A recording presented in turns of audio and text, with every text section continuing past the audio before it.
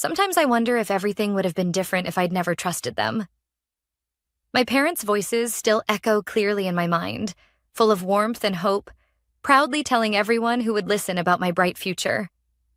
I vividly remember my 8th birthday, surrounded by balloons and laughter, when my father lifted me onto his shoulders, announcing loudly, "Kimmy's going to have a brilliant life. Her college fund is all set, and she'll never have to worry about a thing." Those words were my security blanket, wrapping around my childhood dreams, ensuring me that I could confidently chase whatever path my heart desired. But today, standing in the cool, sterile silence of the bank, reality ripped away every comforting layer I had clung to. "I'm sorry, Ms. Blake," the bank manager said softly, eyes brimming with uncomfortable sympathy. "There's nothing left. The account was emptied almost 2 years ago." A cold dread swept through me, my heartbeat thudding painfully against my ribs. "Emptied?" "That's impossible," I whispered, gripping the desk to steady myself. She slid a piece of paper across to me. "Withdrawn by your parents," she confirmed gently. Betrayal gripped my heart, squeezing until tears blurred my vision. How could they do this? The floor felt uneven beneath my feet as I stumbled out of the bank, my mind racing with disbelief and denial.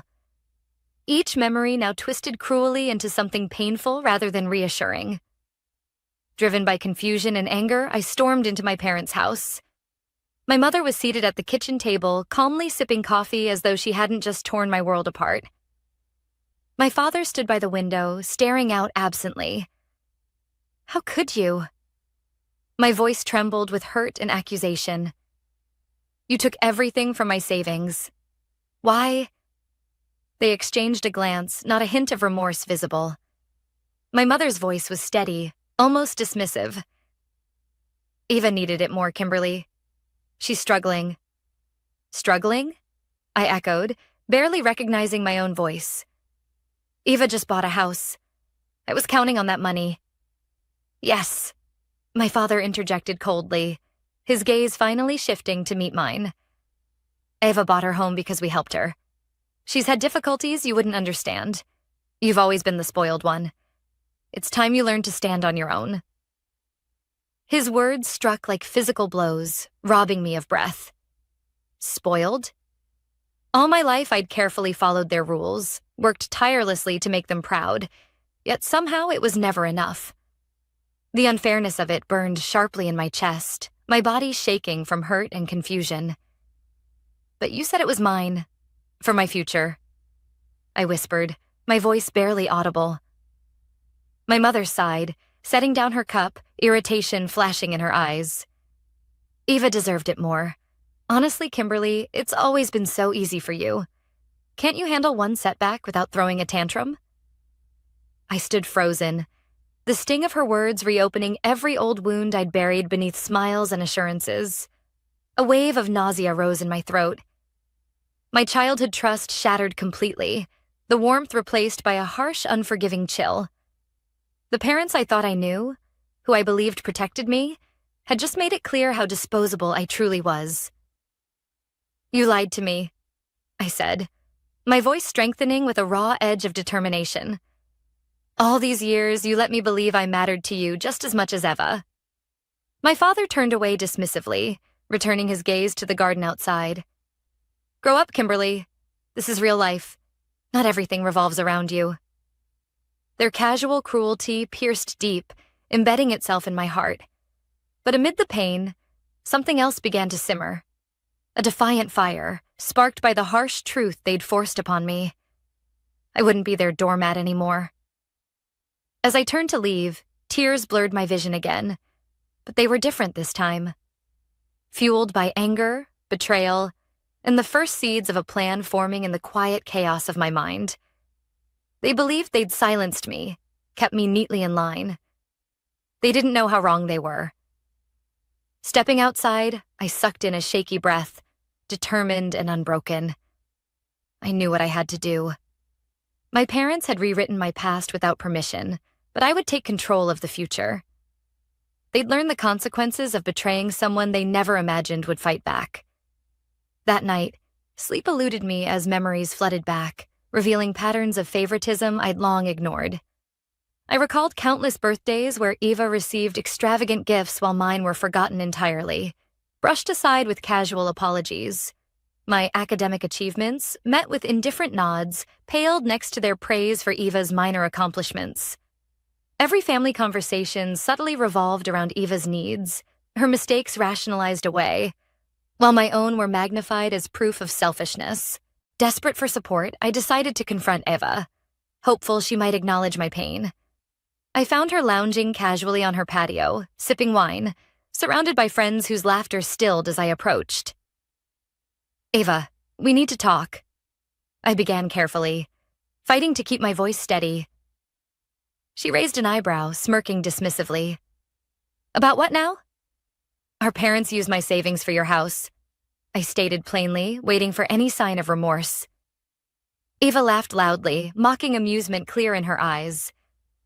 "You're spoiled and selfish, Kim. Stop whining. Honestly, it wasn't even your money. It was just sitting there wasted on you." Her friends exchanged uncomfortable glances, but Eva didn't care. My cheeks flushed hotly, humiliation mixing with anger. Retreating, I paused as I overheard Eva's gleeful voice behind me. "Can you believe she thinks she deserves that money? Like she's ever had to struggle for anything." Each cruel word sliced deeper into my fragile heart. Anger ignited fully within me, burning away the last traces of hesitation. Eva thought she'd won, but the battle had just begun. In the days that followed, a hollow ache settled deep within me.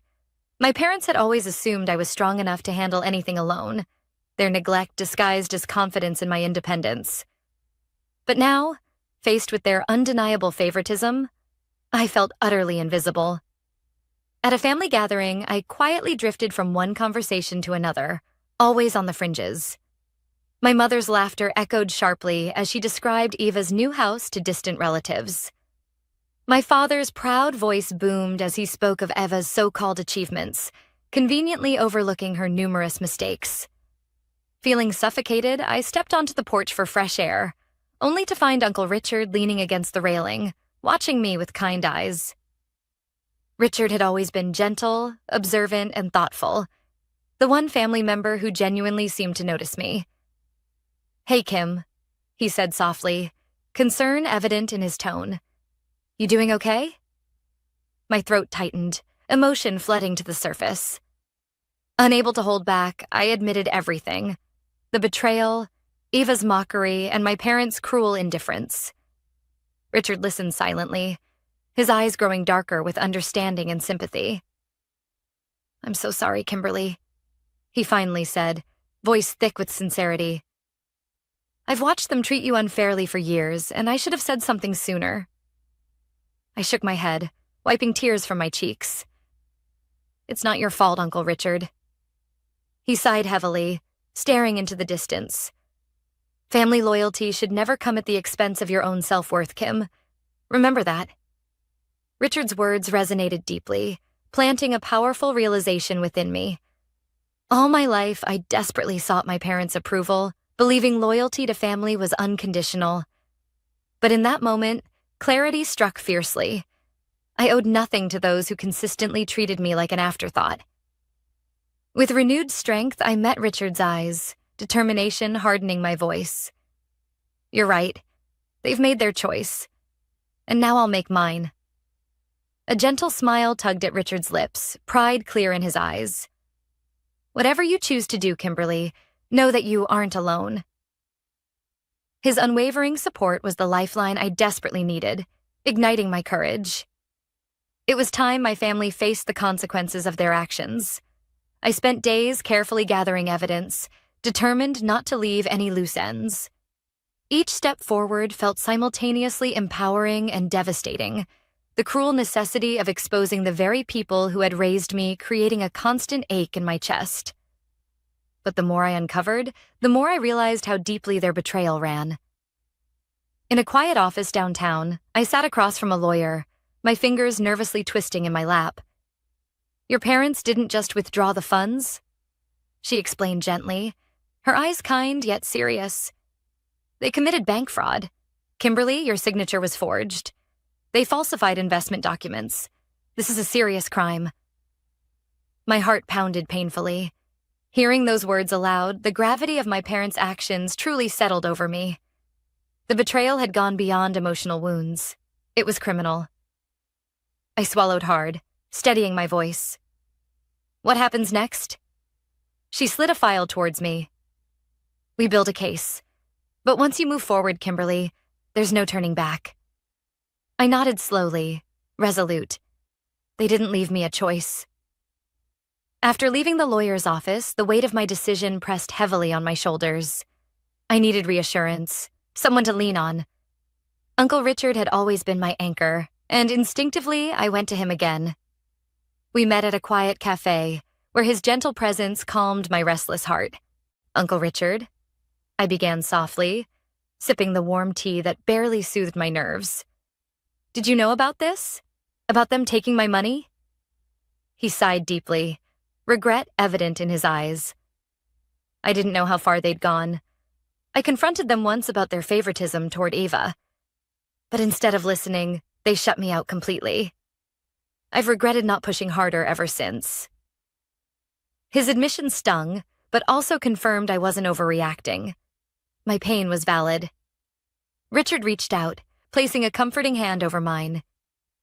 You're brave, Kim. You don't owe them your silence. His support emboldened me, reinforcing my resolve. Quietly, I began planning a dinner, a family gathering under the guise of reconciliation. My parents eagerly accepted, likely assuming I had come crawling back, ready to apologize. Eva agreed smugly, believing she'd already won. The evening of the dinner arrived, tension coiling tightly inside me. The house felt foreign now, each wall echoing memories tainted by betrayal. Eva lounged confidently, sipping her wine, recounting her grand plans for renovating her new home. My parents watched her proudly, their smiles wide and untroubled. My hands trembled slightly as I prepared to speak, rehearsing silently the devastating truth I was about to reveal. Just as I summoned the courage to interrupt, I overheard my mother's voice drifting clearly from the next room, speaking proudly to a guest. Yes, we've generously helped Eva with Kim's funds.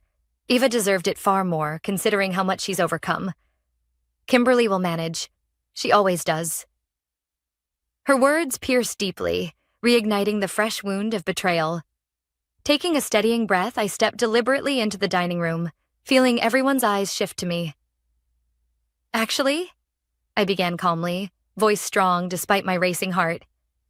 There's something you all should know. Kimberly, this isn't the time. My father began sternly, irritation flashing in his eyes. Ignoring him, I continued unwaveringly. I filed fraud charges against you both. A stunned silence fell across the room, heavy and thick. My parents' faces paled, disbelief quickly replaced by outrage and panic. Eva's confident demeanor shattered instantly, her eyes widening in sudden fear. How could you do something so cruel, Kimberly? My mother gasped, genuine shock and anger lacing her voice. Cruel? I echoed coldly, meeting her gaze directly. You took my future and gave it away. You forged my signature, lied, and used my life savings without a second thought. Eva's composure broke completely, her voice shaking with anger and fear. You're destroying our family. No, I replied calmly, unwaveringly certain. You did that yourselves. You taught me exactly how to prioritize family. You just weren't part of mine. The room erupted into chaos, accusations and denials flying furiously. But for the first time, I felt entirely calm, grounded by the truth. Their words no longer had power over me. They'd assumed I'd quietly endure their betrayal, but I'd chosen differently. As the shouting continued, I stepped outside, breathing deeply, free from guilt or doubt. The truth was finally out, and there was no going back. The days following my dramatic revelation at the family dinner felt surreal. Reality set in rapidly, as legal actions unfolded with merciless precision. My parents, once proud and untouchable, faced the harsh glare of public accountability. Newspaper headlines exposed their betrayal, each word another dagger twisting into our family name. Eva, initially defiant, was quickly consumed by panic and anger as she faced losing everything. Her prized home, funded by my stolen future, was no longer secure. As she struggled, her messages to me became desperate and accusing, shifting swiftly between pleas for forgiveness and furious blame. "Kimberly, you're ruining my life. Do you understand that?" Eva screamed over the phone one night, her voice ragged with panic. "Everything is falling apart because of you." "I'm not the one who tore this family apart," I answered calmly, despite the guilt gnawing at my heart. "You chose to take what wasn't yours. You all made choices, and now you have to face them." Her furious cries became sobs, filled with self-pity and fear, but I refused to yield. I had allowed guilt and misplaced loyalty to trap me for far too long. I had broken free, and I wasn't going back. Yet, in quieter moments, guilt still haunted me. I questioned myself late at night, sleepless and weary. Was I cruel for holding them accountable? Was the destruction of our family my responsibility? The emotional turmoil felt endless, my mind battling between justified anger and lingering longing for family acceptance. In those dark hours, it was Richard who anchored me, his presence offering the clarity I desperately needed. Sitting together on his porch one evening, Richard patiently listened as I poured out my conflicted heart. "They were my parents, Richard," I whispered, tears spilling freely. "Part of me still loves them, even after everything they've done. Is that wrong?" Richard's gaze softened with understanding. "Love isn't wrong, Kim. It's natural. But loyalty isn't owed where it isn't returned. They chose Eva repeatedly, at your expense. They left you no other choice. You deserved better." His words resonated deeply, quieting the storm of doubt raging within me. The validation he offered was a balm on my wounds, a powerful reminder that my worth wasn't defined by their acceptance. My guilt eased slightly, replaced by the steady certainty of knowing I had done the right thing, no matter how painful. Meanwhile, the consequences of my parents' betrayal unfolded mercilessly. Their finances crumbled under legal scrutiny, forcing them to sell their home and assets. Public humiliation was relentless, as friends and neighbors learned the truth they'd tried so hard to conceal. Eva, unwillingly thrust from her pedestal, sold her home, her illusions of superiority shattered by the harsh reality she had long ignored. Despite everything, I maintained my distance, refusing to be drawn into their manipulations again. Eva's messages grew increasingly desperate and emotional, veering between self-righteous anger and tearful apologies. Each message tested my resolve, but Richard's reassurance held firm within me. "Remember, Kim," Richard reminded me gently, "they've brought this upon themselves. You deserve peace, free from their emotional blackmail." Slowly, I began reclaiming my life, financially independent and emotionally stronger than ever before. Each step forward felt lighter, a growing realization blossoming within me. The family I had yearned for wasn't bound by blood, but built upon genuine love, trust, and respect. One evening, Eva called again, desperation coloring every word. "Kimberly, please, I'm your sister. Help me." For a moment, old habits surged, urging compassion. But quickly, I remembered the betrayal, the arrogance, and the disregard. "Eva, I can't," I replied calmly, confidently. "Not anymore." Her silence spoke volumes as I ended the call, finally free from the chains of guilt. The family dynamics had completely shifted. Now they were the ones experiencing accountability. It was poetic justice, undeniable proof that actions held consequences, no matter how long delayed. Standing on Richard's porch, breathing the fresh night air, I embraced the clarity that had come from pain. The hardest battles had brought the deepest growth, and finally, I could move forward without looking back. In the months that followed, I thrived professionally and personally in ways I had only dreamed of before. Freed from the shadow of my family's betrayal, my life finally felt like my own. Each day brought newfound confidence and opportunities, free from the weight of expectations and manipulation. Richard remained my steadfast supporter, cheering me on through every success and guiding me gently through every obstacle. I purchased my first home, a cozy bungalow near the outskirts of town, a symbol of my independence and strength. Standing proudly on my front porch, keys clutched tightly in my hand, I felt a deep sense of satisfaction. It was more than just a house. It represented every struggle I had overcome, every painful lesson learned, and every ounce of resilience I had found within myself. Professionally, I advanced quickly, earning recognition at work that validated years of unnoticed efforts. Colleagues valued my insights, respected my contributions, and acknowledged my potential in ways my family never had. Each accomplishment reinforced the truth I had fought so hard to embrace. My worth wasn't measured by others' opinions, but by my own integrity and determination. Still, moments of reflection occasionally caught me off guard. One afternoon, driving home from work, I spotted a "Help Wanted" sign displayed in the window of a local diner. Instinctively, Eva came to mind, and I briefly imagined sending her a picture, wondering if she had truly hit rock bottom yet. The thought passed quickly, replaced instead by a quiet, peaceful acceptance. I chose not to reach out, not from spite or bitterness, but from understanding.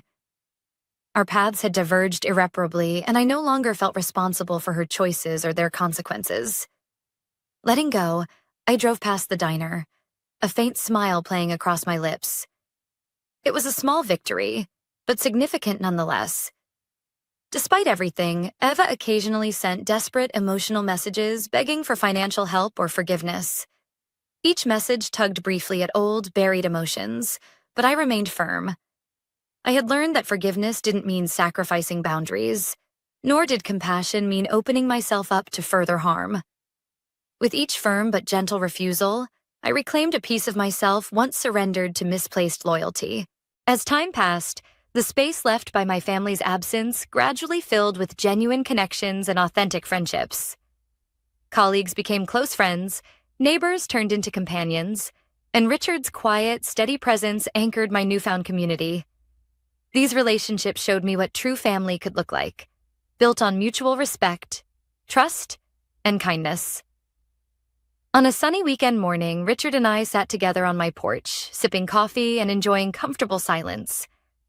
Eventually, he turned to me, his gaze filled with warmth and pride. "Kim, you've come so far. Watching you take back your life has been incredible. I hope you see how strong you truly are." Tears filled my eyes, but this time they were tears of gratitude rather than sorrow. "I couldn't have done it without you, Richard. You were always there when I needed someone most." He smiled gently, patting my hand. "I may have been here, but you're the one who made it happen. You chose strength over bitterness, self-respect over guilt. You built a life worth celebrating." His words resonated deeply, reinforcing everything I had learned and embraced. I had finally understood the profound truth that genuine family wasn't about blood. It was about the people who chose to love and support you, even at your weakest moments. In that clarity, I found peace. The toxic ties that had once held me captive were severed completely, replaced by a network of love, trust, and respect. With a heart unburdened by guilt, I finally knew what true freedom felt like. I stood, stretching comfortably in the sunlight, breathing deeply, savoring the calm and quiet contentment of my new beginning. The past had shaped me, but it no longer defined me. I was ready to step confidently into whatever future lay ahead, knowing I had earned every moment of joy and every ounce of peace.